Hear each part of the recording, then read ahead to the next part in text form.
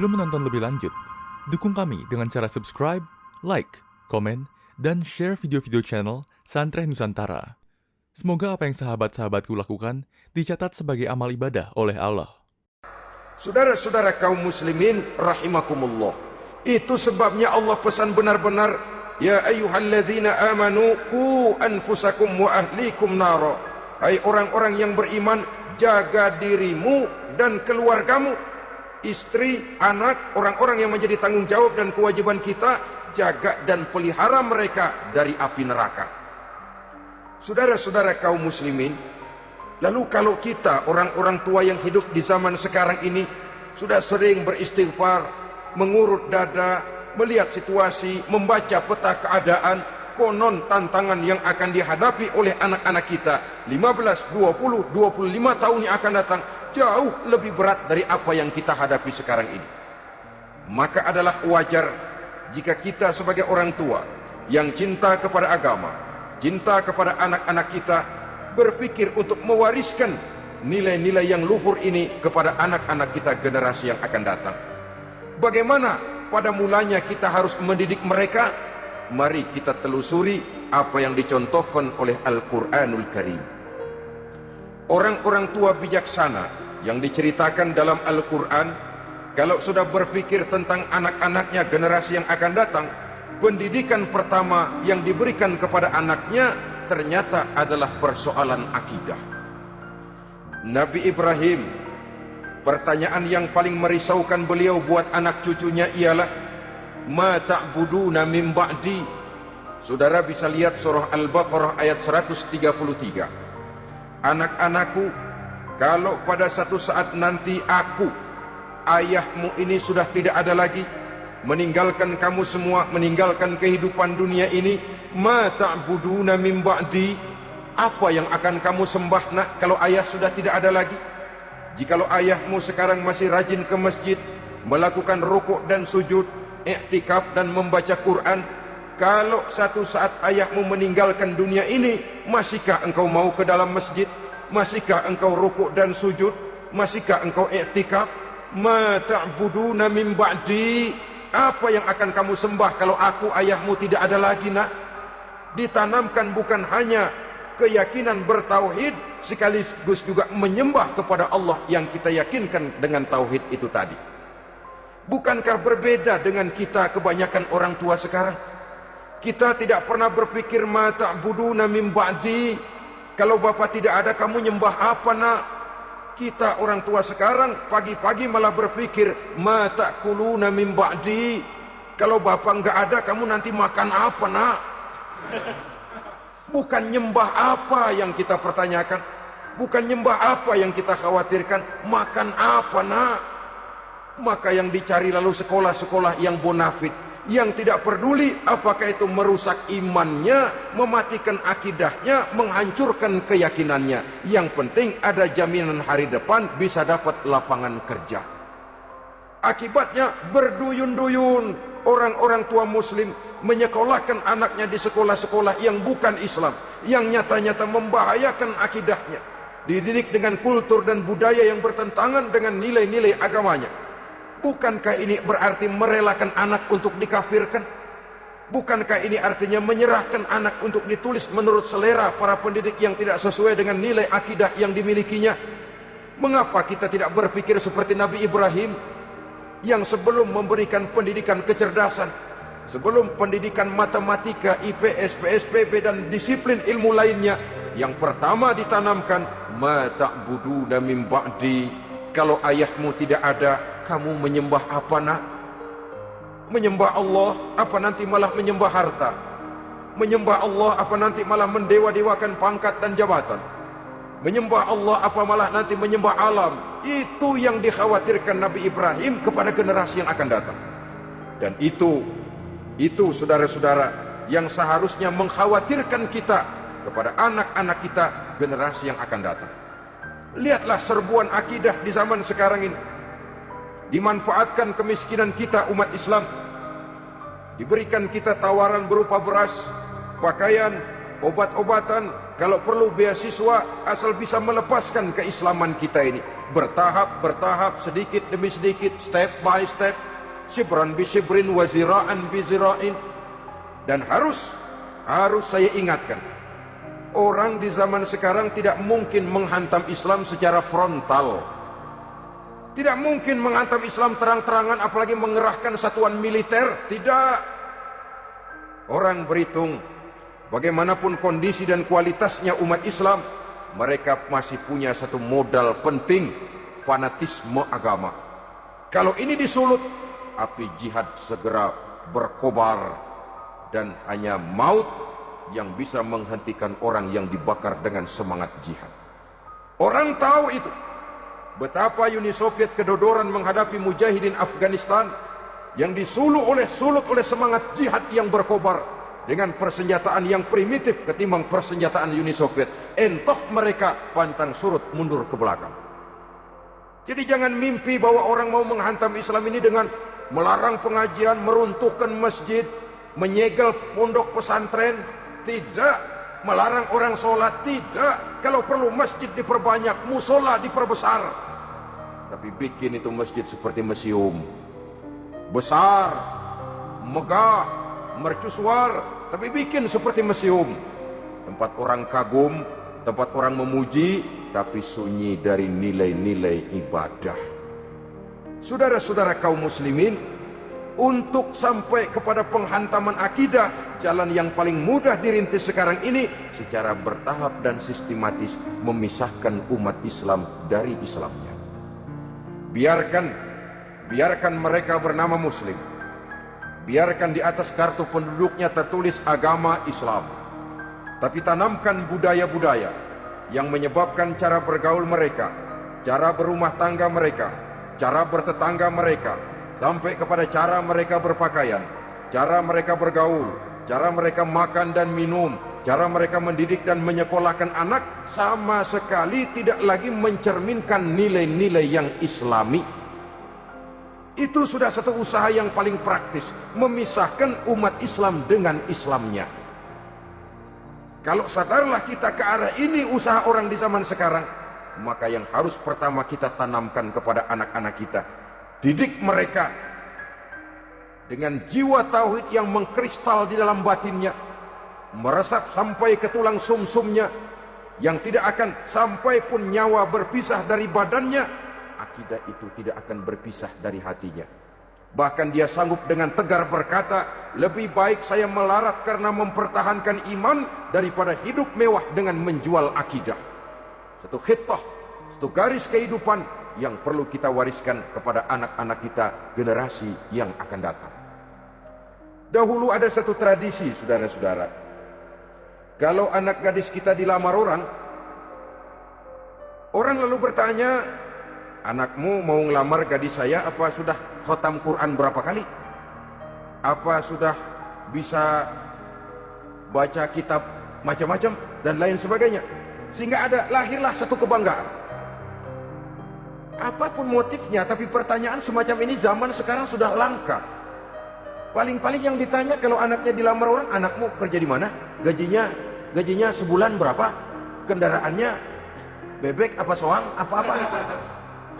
Itu yang kita pertanyakan, berkisar di seputar materi, kerja, job, status sosial, dan lain sebagainya. Perkara bisa baca Quran atau tidak, nomor 18. Perkara sembahyangnya rajin apa tidak, nomor 36. Saudara hadirin, akibatnya terjadi pergeseran nilai. Maka mendidik anak menurut tuntunan Quran adalah seperti yang diberikan contoh oleh Luqmanul Hakim, yang diceritakan dalam surah Luqman mulai ayat 11 dan selanjutnya. Apa pendidikan pertama yang harus kita berikan kepada anak? Pertama, ya bunayya la tusyrik billah. Wahai anakku, jangan sekali-kali engkau menyekutukan Allah. Jaga tauhid, pelihara iman, mantapkan akidah. Ini dasar yang pertama. Belum lagi anak mengenal berbagai macam disiplin ilmu, yang pertama ditanamkan tauhid. Ini yang mendasari kehidupan. Ini yang akan mewarnai dan menjadi warna dari kepribadian seseorang. sentuhan jiwa tauhid di dalam diri si anak.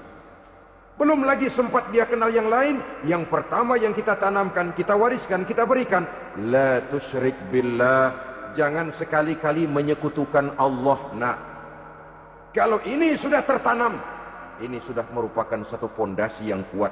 Selebihnya nanti tinggal melihat bakat si anak, kemana dia harus dididik ini. Yang terpenting nilai iman lebih dahulu tanamkan. Dan untuk menghancurkan nilai keimanan, saudara-saudara, saya katakan, ingatkan kepada hadis di awal tadi, dikepung kita dari berbagai macam penjuru agar bila bisa melepaskan nilai-nilai iman dan keyakinan. Proses pendangkalan akidah, ditanamkan keraguan kepada agama, ditanamkan rasa malu beragama, sholat malu, baca Quran malu, berangkat ke masjid malu, pakai jilbab malu, ditanamkan rasa malu beragama. Sehingga bertahap sedikit demi sedikit kita mulai berpisah dengan kehidupan beragama. Ditanamkan hal yang sedemikian rupa dari berbagai macam penjuru. Dihantam akidah, akidah kuat. Dihantam dari segi peradaban dan kebudayaan. Diperbanyaklah peradaban dan kebudayaan yang bukan mendekatkan kita dengan agama, malah mendekatkan kita dengan neraka. Menjauhkan kita dari agama, menjauhkan kita dari nilai-nilai luhur yang diwariskan oleh orang-orang tua kita terdahulu. Adalah kewajiban kita yang pertama, mendidik anak, menanamkan roh, jiwa, dan semangat tauhid di dalam diri mereka. Saudara-saudara kaum muslimin rahimakumullah, kenapa kita lebih dahulukan menanamkan jiwa, roh, dan semangat tauhid ini kepada anak-anak kita? Pertama, kita tidak hanya ingin sekedar mempunyai anak yang pintar, tetapi lebih daripada itu kita pun ingin mempunyai anak yang benar.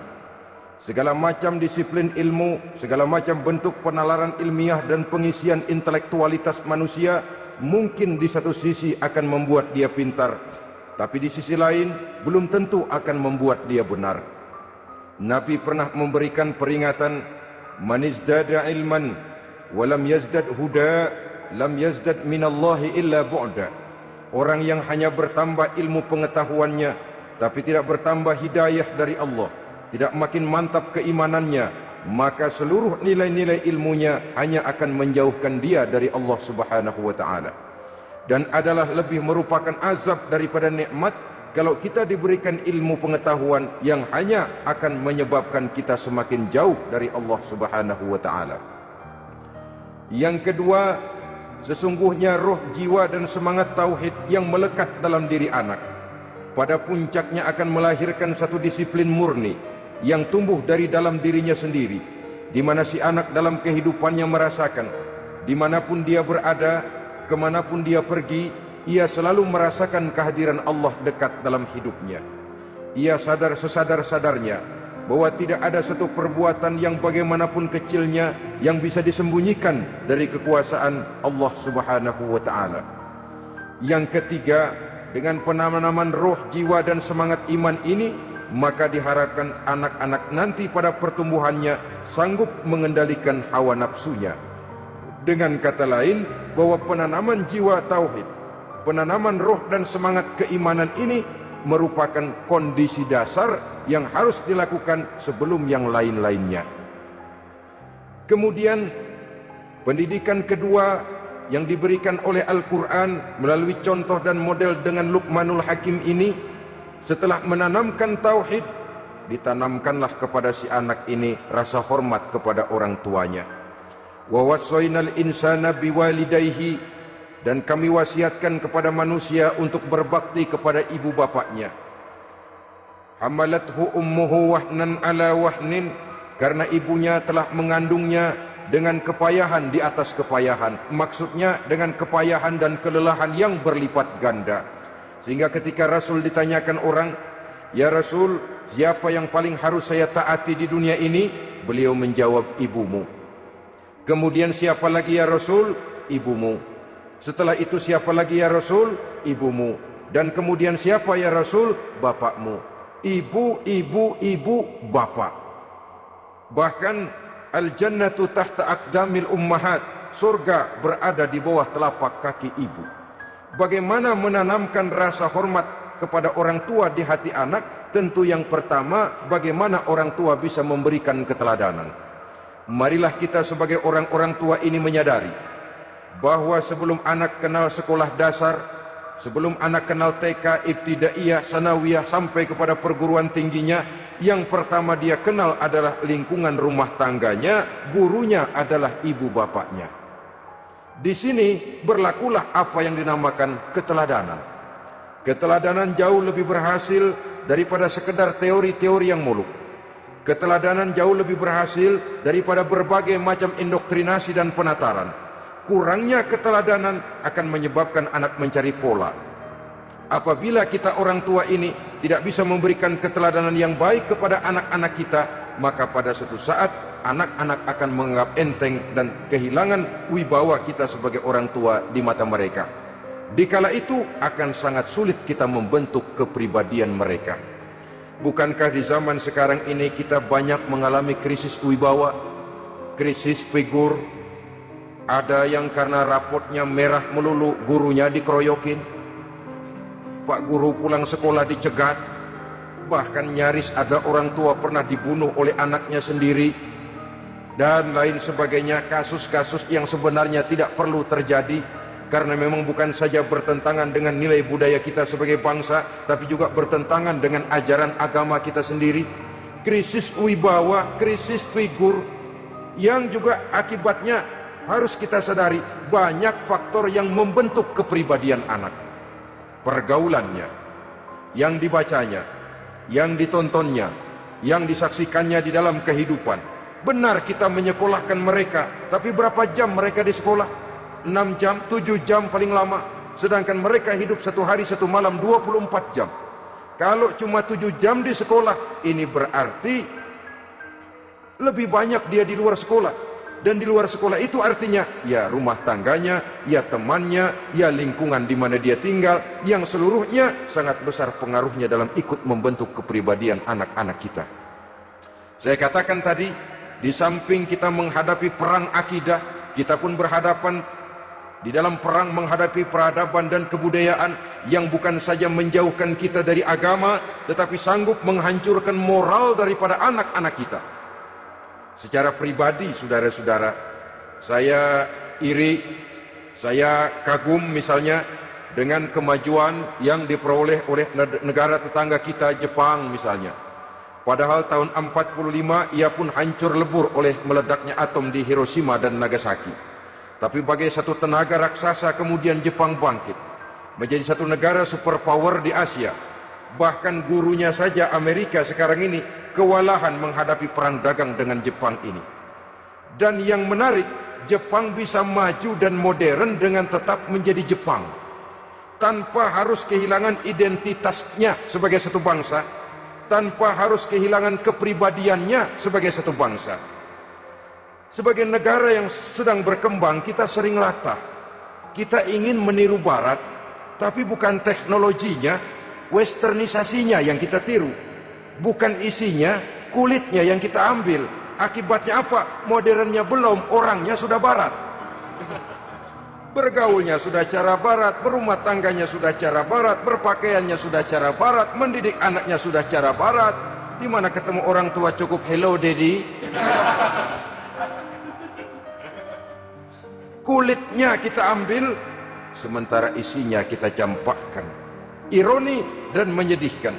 Padahal kita sesungguhnya bisa maju dan modern, bisa mengejar segala ketinggalan dan keterbelakangan kita, dengan tetap menjaga nilai-nilai luhur budaya kita sebagai satu bangsa, mengambil isinya, dan kalau memang tidak perlu, lalu mencampakkan kulitnya. Pengaruh peradaban dan kebudayaan yang menghancurkan moral daripada anak-anak kita, oleh pesatnya arus teknologi, oleh pesatnya arus komunikasi, di mana hal-hal yang terjadi di belahan dunia lain dapat kita saksikan hari ini juga melalui layar televisi, yang terjadi di Amerika, di Eropa, di Afrika, di ujung dunia yang paling ujung sekalipun. Di ujung dunia yang paling ujung, hari ini kejadian, hari ini sudah bisa kita saksikan. Pesatnya arus komunikasi, kalau jatuh ke tangan anak-anak kita yang belum mempunyai filter, daya saring positif, akan dicerna oleh mereka tanpa memilah dan memilih. Akibatnya orang kampung bilang kelolodan. makan nggak dikunyah lagi, tentu saja akhirnya kelolodan, dan kalau sudah kelolodan menyusahkan kita seluruhnya. Oleh karena itu budaya menghormati orang tua perlu dijaga, perlu dipelihara dan diwariskan kepada anak-anak kita. Tali silaturahmi sehingga ada respeknya kepada orang tuanya. Jangan bapaknya dianggap CS, ibunya dianggap CS, kakeknya dianggap CS. Hilang rasa respek, hilang rasa menghormati. Sementara orang tua sendiri tidak bisa memberikan keteladanan, kurang mendapat perhatian dan lain sebagainya. Apalagi kalau baik ibu maupun bapak adalah orang-orang karier yang setiap hari sibuk menghadapi tugas masing-masing. Bapak sibuk rapat, pindah kantor sana kantor sini, ibu sibuk arisan, besarlah anak-anak di tangan pembantu dan lain sebagainya, sehingga dia merasa kurang mendapat perhatian, dan ini akan ikut membentuk warna dari kepribadian yang dimilikinya. Sampai kepada pelosok-pelosok desa, jaringan televisi memang menguntungkan. Tapi kalau sudah sampai kepada menayangkan budaya-budaya yang tidak sesuai dengan pola di mana mereka tinggal, pola lingkungannya, dan ingin mereka terapkan dalam kehidupan, ironi dan menyedihkan. Maka sering dikatakan, jikalau ABRI masuk desa, rakyat beruntung. Jikalau listrik masuk desa, rumah jadi terang. Jikalau koran masuk desa, rakyat jadi cerdas. Jikalau hakim masuk desa, rakyat lalu sadar hukum. Tapi jikalau maksiat dan munkarat masuk desa, minuman keras masuk desa, judi masuk desa, pelacuran masuk desa, rakyat tentu kiamat. Dan kita harus punya budaya untuk memilah dan memilih, mempunyai filter untuk jadi daya saring positif. Oleh karena itu saudara-saudara, tahap kedua setelah menanamkan jiwa tauhid kepada anak, tanamkan rasa hormat kepada orang tuanya. Orang tua itu ibu bapaknya, orang tua itu guru-gurunya yang mengajarkan dia, atau yang dianggap tua yang lebih senior dari dia. Karena tidak ada satu peradaban yang berdiri sendiri. Bagaimanapun maju dan modernnya kita sekarang, tentu merupakan mata rantai yang berkaitan dari generasi terdahulu. Ini yang kedua. Setelah tauhid, berbakti kepada ibu dan bapak. Tidak ada satu kebahagiaan yang bisa ditegakkan di dunia ini tanpa doa, tanpa restu daripada ibu dan bapak. Ini keramat hidup. Doanya dikabul Allah dan kutuknya juga dikabul oleh Allah Subhanahu wa taala. Jadi mendidik anak setelah menanamkan jiwa tauhid, menanamkan rasa hormat dan taat berbakti kepada ibu bapaknya. Itu yang kedua. Kemudian yang ketiga, melalui model Luqman, Quran mendorong kita untuk mendidik anak, menanamkan etika otonom. Apa itu? Ya bunayya, innaha in takum mithqala habbatin min khardalin fatakun fi sakhratin aw fis samawati aw fil ardi ya'ti biha Allah. Wahai anakku, sesungguhnya kalau ada satu kebaikan yang kamu kerjakan, kecil, tidak nampak oleh pandangan mata yang zahir, yang kecil itu tersembunyi di puncak langit, di dasar bumi yang paling dalam, atau di tengah batu hitam sekalipun, Allah pasti mengetahuinya dan pasti akan memberikan balasan yang seadil-adilnya. Pendidikan apa ini? Pendidikan moral, menanamkan etika otonom. Nah, kau berbuat baik jangan karena dilihat orang. Kau tidak mau melakukan kejahatan, jangan cuma karena ada polisi. Kalau ada polisi kau tidak mau jahat, kucing juga begitu. Coba lihat kucing, taruh ikan asin di piring kaleng, tongkrongin. Aduh, kucing kalem, sopan, tenang. Sedikit kita lengah, habis ikan digarap. Tapi ditanamkan satu kesadaran, kemanapun kau pergi, apapun yang kau kerjakan, tersembunyi di tengah batu, di dasar bumi, di puncak langit, Allah pasti tahu. Dalam bahasa yang ringan, kita ini diawasi oleh dua hiperkomputer yang maha sensitif. Produksi langit, mereknya Rokib dan Atid. Itu komputer yang sangat peka dan sensitif. Jangankan kita berbuat, kita berniat baik saja, komputer sudah nyatat sendiri. Inilah yang orang sekarang namakan waskat, pengawasan malaikat. Kalau hidup sudah merasa diawasi oleh malaikat, waskat berhasil. Tapi kalau waskat sudah diawasi malah nekat, itu yang gagal. Atau yang diawasi dan yang mengawasi sama-sama sepakat, nah, itu juga bisa cincai. Saudara-saudara kaum muslimin rahimakumullah, waskat dalam pengertian kita muslim, bagaimana hidup ini merasakan diawasi oleh malaikat. Intelektualitas yang tinggi sekalipun, IQ yang nilainya plus sekalipun, disiplin ilmu yang bagaimanapun banyak yang memenuhi benak kita, tanpa diiringi oleh etika otonom, orang sering mencari celah dan kesempatan. Mencari celah dan kesempatan. Tapi kalau sudah merasa, kemanapun saya pergi, dimanapun saya berada, kebaikan bagaimanapun sekecilnya saya lakukan, toh Allah pasti akan memberikan balasan. In khairan fa khairun, wa in syarran fa syarrun. Jikalau baik, baik balasan yang kita terima. Jikalau jahat, jahat kejahatan yang kita terima. Kalau sudah ke arah ini kita berpikir, maka sesungguhnya kalau kita berbuat baik kepada orang lain, hakikatnya kita sudah berbuat baik kepada diri kita sendiri. Lalu tidak ada merasa rugi berbuat baik kepada orang, karena manakala dia melakukan kebaikan kepada orang lain, artinya dia sudah berbuat baik untuk dirinya sendiri. Jadi setelah tauhid, kemudian berbakti kepada ibu bapak, yang ketiga baru pendidikan tentang akhlak, tentang moral. Pola ini yang sering terlupakan oleh kita, bahwa bagi kita itu pendidikan tidak lain upaya mencerdaskan otak anak.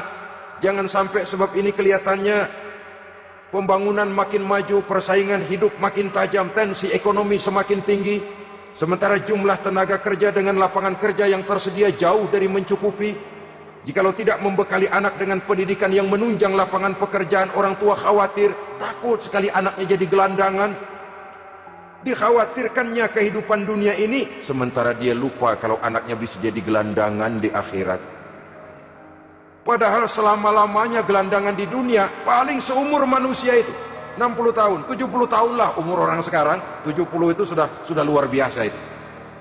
Tapi kalau harus menggelandang di akhirat, menjadi gelandangan di akhirat, alangkah menyedihkannya. Apakah akan kita korbankan satu kehidupan yang langgeng, abadi, cuma karena tertipu oleh fata morgana dan kamuflase? Kita korbankan yang sedikit, kita korbankan yang besar karena kita memilih yang sedikit. Dalam bahasa Al-Quran memang pernah diceritakan hidup ini hakikatnya perlombaan, saudara-saudara. Perlombaan. Dan di dalam perlombaan itu ada yang menang, ada yang kalah. Al-Quran lalu memberikan peringatan, Alhaakumut takatsur, kamu telah lalai karena berlomba-lomba memperbanyak harta, mempertinggi pangkat dan kedudukan, hatta zurtumul maqabir, sampai kamu akan masuk ke liang kubur baru sadar. Apalagi kalau nafas sudah sampai di tenggorokan, persis Fir'aun, sudah tenggelam di lautan merah, mau mampus, baru dalam sekaratnya, amantu birabbi Musa wa Harun, kalau begini caranya saya juga percaya kepada Tuhan Musa dan Harun, percaya kepada Allah. Sudah mau mati baru amantu birabbi Musa, kami percaya kepada Tuhan Nabi Musa, kata Fir'aun. Malaikat maut kesal benar, dilelepin terus di laut, mampus tuh sekalian. Hidup ini memang kita berlomba, berlomba dengan waktu, berlomba dengan umur, berlomba dengan tenaga, berlomba dengan tetangga. Yang jangankan kita sampai mundur, berhenti saja sejenak, kita akan ditinggalkan oleh yang lain. Tiada kata mundur, bahkan tiada kata berhenti. Sekali kita melangkah, melangkahlah terus. Tapi berlombalah seperti yang dikehendaki Quran, fastabiqul khairat, berlomba-lombalah di dalam kebajikan. Jangan berlomba-lomba di dalam kemaksiatan, kemunkaran, kejahatan. Berlombalah dalam urusan kebaikan. Saudara-saudara kaum muslimin rahimakumullah, tauhid, berbakti kepada ibu bapa, kemudian pendidikan tentang moral. Apabila pendidikan tentang moral sudah tertanam, barulah lihat bakat si anak, kemana bakatnya. Anak saya kelihatannya dari kecil demennya main bedil-bedilan saja, abri kali itu, kirim ke Magelang, masukkan akabri. Tapi dengan syarat 3 itu tadi, iman sudah tertanam, rasa bakti kepada ibu bapak sudah ada, dan punya nilai moral. Hingga boleh jadi nanti dia menjadi jenderal yang beriman, yang berbakti kepada ibu bapaknya dan punya moral yang tinggi. Kan lebih baik rakyat rendah tapi akhlaknya tinggi daripada pejabat tinggi tapi moralnya rendah.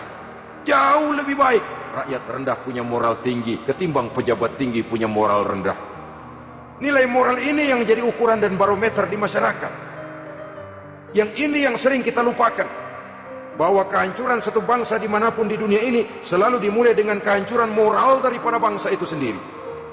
Sekarang membina nilai moral ini berat. Gadis kita, remaja, putri diberikan pakaian jilbab, mungkin dia sendiri masih setengah-setengah, ditambah lagi oleh ledekan temennya. Jilbab lah kuno, bau sorga lah, bau masjid lah, bau menyan lah. Ditanamkan rasa malu untuk hidup dekat dengan agama. Kalau moral semacam ini sudah tertanam, sedikit demi sedikit kita mulai mengucapkan selamat tinggal kepada agama. Dan kemalangan apa yang lebih malang kalau kita sudah jauh dari agama ini? Bukankah Islam telah menyelamatkan manusia dari penyakit jahiliyah dan membawanya kepada satu kehidupan yang maju dan modern? Kalau kita tinggalkan Islam ini, bukankah artinya kita akan kembali kepada satu zaman jahiliyah? Hanya saja jahiliyah itu berada di abad modern. Versinya tentu lebih modern. Kalau zaman jahiliyah dulu mabuknya pakai arak, zaman sekarang sudah macam-macam orang bisa mabuk. Kalau zaman jahiliyah dulu anak perempuan dikubur hidup-hidup, zaman sekarang kadang-kadang belum sempat lahir ke dunia, malah sudah dibunuh lebih dahulu. Versinya saja yang berbeda. Kalau di zaman jahiliyah dahulu manusia menyembah batu yang bernama Latta, Uzza, Manat dan Hubal, di zaman jahiliyah modern sekarang ini orang sering menyembah kepala bagiannya, sering menyembah atasannya, sering menyembah komputer, sering menyembah teknologi modern yang lebih diyakininya daripada Allah sebagai keyakinan sentral di dalam hidupnya. Saudara-saudara kaum muslimin rahimakumullah. Jadi yang ketiga, nilai moral yang ditanamkan kepada anak-anak kita supaya dia bisa menghadapi tantangan-tantangan hidup yang semakin berat ini dengan tetap berpegang teguh kepada nilai-nilai moral yang diwarnai oleh jiwa keimanannya yang bersumber dari ajaran agamanya. 3. Kemudian yang keempat, barulah tatanan kehidupan sehari-hari. Apa kata Luqman? Ya bunayya aqimis shalah. Setelah bertauhid, berbakti kepada ibu bapa, punya nilai moral. Ya bunayya aqimis shalah, nak dirikan solat. Rumah tangga muslim, anak berumur 7 tahun sudah berani meninggalkan solat, kata Nabi, pukul. Bukan untuk menyakiti, untuk mendidik, karena sayang kepada anak. Saudara-saudara, kita khawatir betul kepada anak. Kalau dia pulang dari sekolah, buru-buru kita sebagai orang tua bertanya, sudah makan nak? Sudah istirahat nak? Tapi jarang kita sebagai orang tua melontarkan, sudah sholat nak? Bahkan kita bisa memberikan sugesti kepada anak. Nah, kalau kau naik kelas 1 sampai naik ke kelas 2, bapak beliin sepeda. Tamat SD nak, motor. Tamat SMP nak, ke Bali kita. Tamat SMA nak, Singapura. Saudara-saudara, tapi kalau untuk urusan sholat misalnya, kita tidak pernah memberikan sugesti kepada anak-anak kita. Nak, kalau kau hafal Fatihah lengkap dengan artinya, bapak beliin sepatu. Nak, kalau kau bisa sholat dengan baik, cukup syarat rukunnya, bapak beliin sepeda. Ada rangsangan, ada sugesti yang membuat anak lebih tergerak untuk hidup dalam suasana keagamaan. Ya bunayya aqimis shalah, nak dirikan sholat. Sebab ini sandaran vertikal yang paling langsung antara manusia dengan Tuhannya. Menyadari bahwa sepanjang yang bisa dilakukan oleh manusia hanyalah berusaha dan kepastian sepenuhnya ada di tangan Allah. Dengan solat kepribadianmu diperteguh, dengan solat sandaran vertikalmu kepada Allah diperkuat. Dan pada waktunya nanti Al-Quran memberikan bimbingan, hendaklah minta tolong kepada Allah dengan sabar dan tetap mendirikan solat. Ya bunayya aqimis shalah. Setelah itu, wa'mur bil ma'rufi wanha 'anil munkar. Tegaklah membina yang ma'ruf, tegaklah mencegah yang munkar. Ini sikap hidup sudah. Salat tadi tugas hidup. Lalu sikap hidup tampil di tengah masyarakat membina yang ma'ruf, mencegah yang munkar sesuai dengan kesanggupan masing-masing. Bukankah setiap kita kepingin punya anak yang bermanfaat, setidaknya bagi keluarganya, syukur kalau bisa bagi lingkungannya, bagi masyarakat, bangsa dan negaranya. Dan satu di antara tanda orang yang bermanfaat, kalau dia bisa hidup menjadi penganjur yang ma'ruf dan pencegah yang munkar. Dan itu kalau tidak ada hidayah, sulit orang mau melaksanakan itu. Sebab apa? Ada kecenderungan belakangan ini di mana agama dianggap urusan pribadi. Sehingga orang lalu sering bilang, jangan bawa-bawa agama dah, itu kan bukan urusan agama. Ini sudah ciri berpikirnya sekuler. Jangan bawa-bawa agama. Agama urusan pribadi, artinya orang mau sholat mau enggak jangan bilang apa-apa dah, urusan dia sendirian. Dia mau puasa dia enggak, merdeka saja, urusan pribadi. Agama bukan persoalan pribadi. Apalagi jika sudah menyangkut amar ma'ruf dan nahi munkar, siap menegakkan yang baik, mencegah yang munkar untuk tegaknya satu masyarakat yang diwarnai oleh kebaikan dan terhindar dari segala macam kejahatan.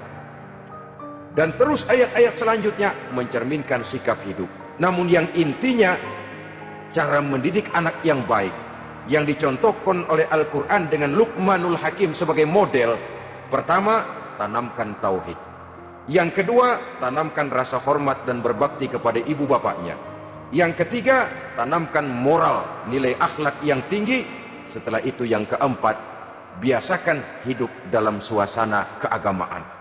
Kontrollah sholatnya, kontrollah baca Qur'annya, kontrollah puasanya di bulan Ramadan. Ajaklah anak-anak sholat berjamaah, sehingga dengan demikian dia terbiasa oleh satu suasana yang mendekatkan dia dengan nilai agamanya. Dari sana diharapkan nilai-nilai ilmu yang didapatnya dari bangku sekolah akan menciptakan keseimbangan dengan yang ditanamkan oleh orang tuanya dalam bentuk yang dijelaskan oleh surah Luqman itu tadi. Sehingga apabila keseimbangan ini terwujud, akan menjalin keseimbangan dalam pola berpikir, dan keseimbangan dalam pola berpikir akan melahirkan keseimbangan dalam perbuatannya. Terwujudlah kita harapkan insan yang fid dunya hasanah wa fil akhirati hasanah. Inilah harapan kita semua. Mudah-mudahan Allah memberikan kekuatan kepada kita untuk mewariskan nilai-nilai yang baik kepada generasi yang akan datang, sehingga esok harus lebih baik daripada hari ini, dan lusa harus lebih baik daripada hari esok. Terima kasih atas perhatian saudara.